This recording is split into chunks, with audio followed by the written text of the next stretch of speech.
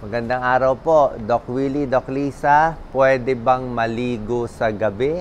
Yan ang laging tinatanong sa akin. Masama ba o mabuti? Explain natin na alamin ang totoo.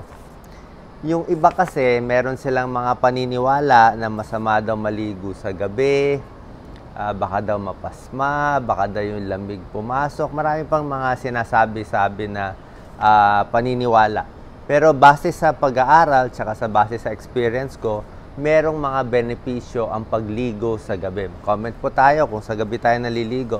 Unang-una, kung maliligo ka sa gabi, mas presko ang pakiramdam. Gives freshness.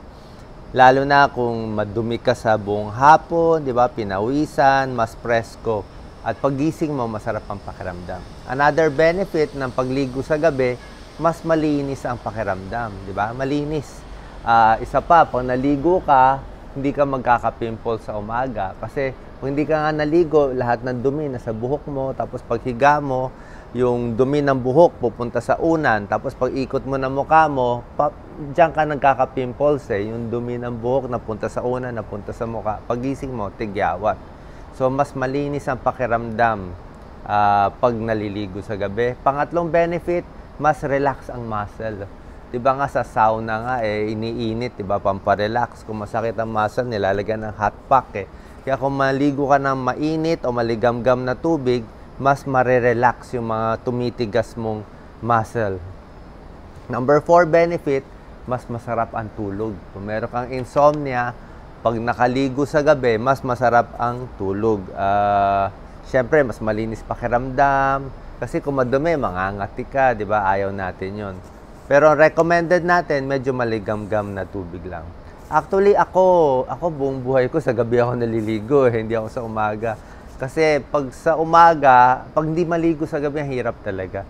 Ngayon, sasabihin na iba, paano, Dok? Pagod ako, pawis ako, galing ako sa trabaho, nagbiyahe ako. Kung nagbiyahe kayo, pwede mo kayo maghintay ng 15 minutes, 30 minutes, diba? Pag-uwi mo sa gabi, tanggalin mo muna medyas mo, pahinga ka muna 15 minutes, 30 minutes. Pag nakapahinga ka na, relax ka na, pwede maligo ng recommended ko maligamgam na tubig. Pwede mainit, pwede maligamgam. Marami rin kasing benefit yung medyo mainit na tubig. Yung iba siguro malamig, di ba? Pero kung walang pera, wala tayong magagawa. Malamig o mag-init na lang tayo. Pag maligamgam kasi yung tubig, mas relax din yung pakiramdam. Okay? Mas relax, mas mainit. Kung maligamgam na tubig, maganda rin kung meron kang plema, may ubo, naluluwagan, may sipon, lumuluwag kasi. Parang nag-i-steam inhalation kapag naliligo. Yan ang steam inhalation, yung iba nga sa sauna, di ba? Pampaluwag din ng plema at pamparelax ng muscle. Okay? Another benefit nga, pag medyo maligamgam, mas marirelax kayo. So, ganun po. So, nasa sa inyo, kung ayaw nyo maligo sa gabi, wala naman tayong magagawa. Pwede naman sa umaga kung gusto nyo, wala namang kaso. Pero wala pong masama eh. Kasi yung sasabihin, magiging anemic, magiging masisiraan na ulo, ano po ba yung mga kasabihan.